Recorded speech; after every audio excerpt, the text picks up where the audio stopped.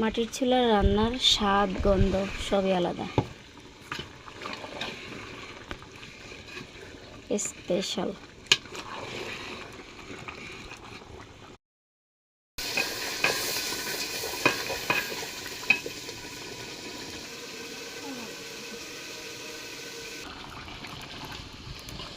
মাটির চুলায় গরুর মাংস রান্না করছি,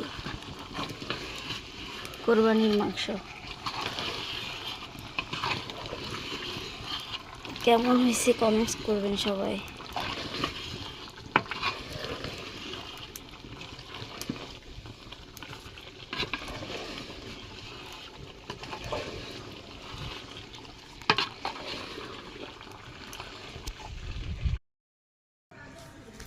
আলহামদুলিল্লাহ, প্রথম 5 কেজি মাংস দিয়ে দিছে রান্না করার জন্য। এখন সেগুলা ধুয়ে নিচ্ছি।